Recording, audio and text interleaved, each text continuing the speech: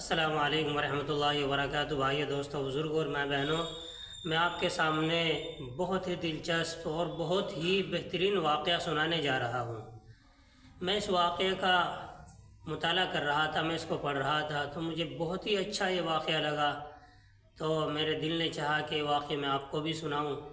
تو اس لیے بھائی دوستوں، بڑا ہی خوبصورت، بڑا ہی عبرتناک واقعہ ہے، لیکن شرط یہ ہے کہ آپ اس واقعے کو آخر تک سنیں، کیونکہ ہر چیز جب آخر تک سنی جاتی ہے وہ تبھی سمجھ میں آتی ہے۔ اگر آپ نے بیچ میں واقعہ روک دیا، آدھا سنا یا مکمل نہ سنا، تو پوری بات سمجھ میں نہیں آئے گی۔ تو پورا واقعہ سنیں گے انشاءاللہ۔ تھوڑا واقعہ لمبا تو ہو سکتا ہے، لیکن آپ کو سن کر بڑی عبرت ہوگی اور بڑا ہی آپ کو اچھا لگے گا۔ محمد بن سماک رحمۃ اللہ علیہ فرماتے ہیں کہ بنو امیہ کے لوگوں میں موسیٰ بن محمد بن سلیمان الہاشمی بہت ہی ناز و پروردہ رئیس تھا۔ دل کی خواہشات پوری کرنے میں ہر وقت منہمک رہتا، کھانے میں، پینے میں، لباس میں، لہو العام میں، خواہشات اور لذات کی ہر قسم میں اعلیٰ درجے پر تھا۔ لڑکے لڑکیوں میں ہر وقت منہمک رہتا، نہ اس کو کوئی غم تھا نہ فکر، خود بھی نہایت ہی حسین چاند کے ٹکڑے کی طرح سے تھا۔ اللہ تعالیٰ شانہ نے ہر قسم کی دنیاوی نعمت اس پر پوری کر رکھی تھی۔ اس کی آمدنی 3,03,000 اشرفیاں سالانہ تھی، جو ساری کی ساری اسی لہو العام میں، موج مستی میں خرچ ہوتی تھی۔ ایک اونچا بالا خانہ تھا جس میں کئی کھڑکیاں تو شارع عام کی طرح کھلی ہوئی تھیں، جن پر بیٹھ کر وہ راستہ چلنے والوں کے نظارے کرتا، اور کئی کھڑکیاں دوسری جانب باغ کی طرف کھلی ہوئی تھی، جن میں بیٹھ کر وہ باغ کی ہوائیں کھاتا، خوشبوئیں سونگھتا۔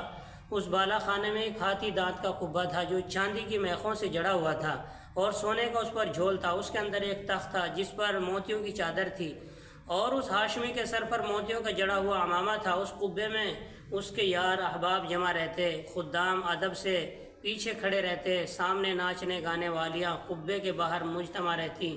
جب گانا سننے کو دل چاہتا، وہ ستار کی طرف ایک نظر کرتا اور سب حاضر ہو جاتی، اور جب بند کرنا چاہتا ہاتھ سے ستار کی طرف اشارہ کر دیتا، گانا بند ہو جاتا۔ رات کو ہمیشہ جب تک نیند نہ آتی یہی کام رہتا، اور جب شراب کے نشے میں اس کی عقل جاتی رہتی، یاران مجلس اٹھ کر چلے جاتے تو وہ جون سی لڑکی کو چاہتا پکڑ لیتا اور رات بھر اس کے ساتھ خلوت کرتا۔ صبح کو وہ شطرنج، چوسر وغیرہ میں مشغول ہو جاتا۔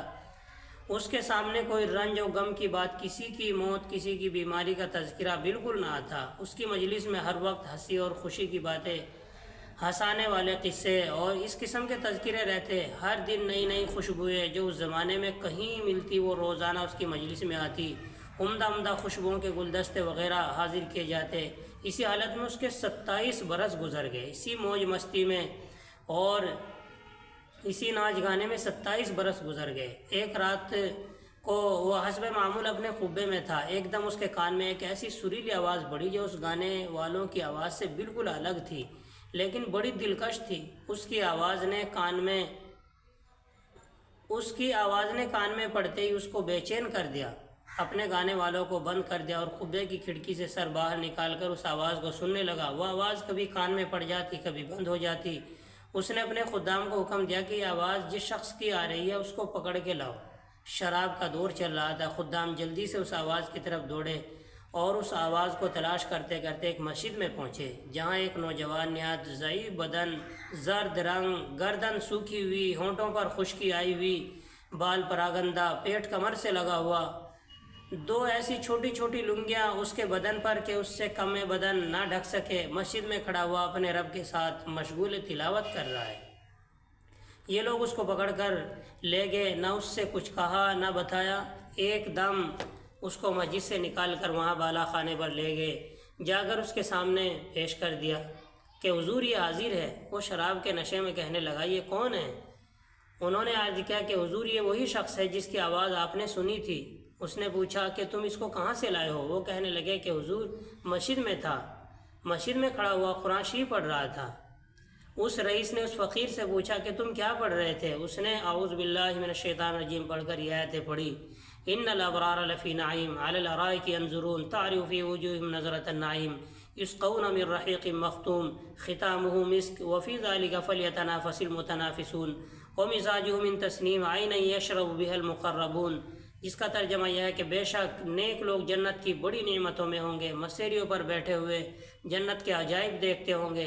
اے مخاطب، تو ان کے چہروں پر نعمتوں کی شادابی، سرسبزی محسوس کرے گا، اور ان کے پینے کے لیے خالص شراب سر بمہر جس پر مشک کی مہر ہوگی ملے گی۔ ایک دوسرے پر حرص کرنے والوں کو ایسی ہی چیزوں میں حرص کرنا چاہیے کہ یہ نعمتیں کسی کو زیادہ ملتی ہیں اور ان کا ملنا اعمال کی وجہ سے ہوتا ہے، اس لیے ان اعمال میں حرص کرنا چاہیے جس سے یہ نعمتیں حاصل ہو۔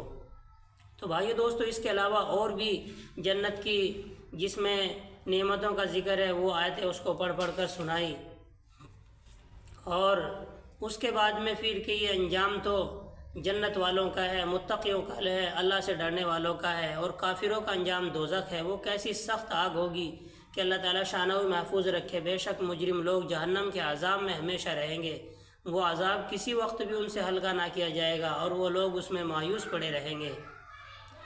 تو اسی طریقے سے پھر جہنمیوں کی آیتیں اس نے اس رئیس کو پڑھ کر سنائی، جہنمیوں کے حالات سنائے۔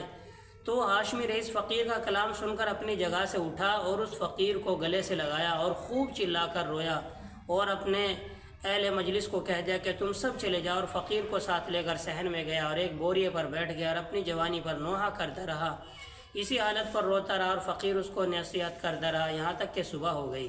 اس نے اپنے سب گناہوں سے اول فقیر کے سامنے توبہ کی، اور اللہ تعالیٰ شانہ سے اس کا عہد کیا کہ آئندہ کبھی کوئی گناہ نہ کرے گا۔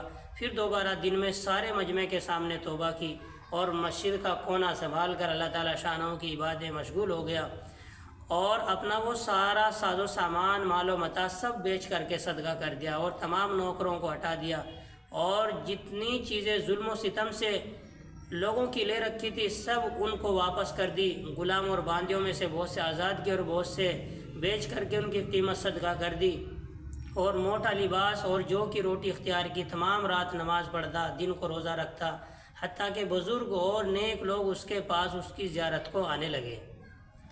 تو یہ مقام اس مقام تک پھر وہ پہنچا کہ نیک لوگ، بزرگ لوگ اس کی زیارت کو آنے لگے، اور اتنا مجاہدہ اس نے شروع کر دیا کہ لوگ اس کو اپنے حال پر رحم کھانے کی اور مشقت میں کمی کرنے کی فرمائش کرتے، اور اس کو سمجھاتے کہ اللہ تعالیٰ شانہ و نہایت کریم ہے، وہ تھوڑی محنت پر بہت زیادہ اجر عطا فرماتے ہیں۔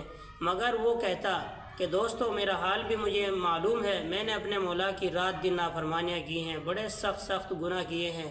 یہ کہہ کر وہ رونے لگتا اور خوب روتا۔ اسی حالت میں ننگے پاؤں پیدل حج کیا، ایک موٹا کپڑا بدن پر تھا، ایک پیالہ اور ایک تھیلا صرف ساتھ تھا۔ اسی حالت میں مکہ مکرمہ پہنچا اور حج کے بعد وہیں قیام کیا، وہیں پھر اس کا انتقال ہوا۔ تو بھائیو دوستو، اس واقعے سے آپ خود سمجھ گئے ہوں گے، لیکن ایک دو باتیں میں آپ کو بتا دوں کہ اس واقعے سے ہمیں یہ عبرت ملتی ہے کہ کسی کو کسی بھی گناہ میں ملوث دیکھ کر، یا کسی بھی حالت میں کہ کتنی ہی گندی زندگی گزار رہا ہو، کسی کو بھی نکما نہ سمجھے، نہ جانے اللہ کس کو کس وقت ہدایت دے دے اور اس کو کیا بنا دے۔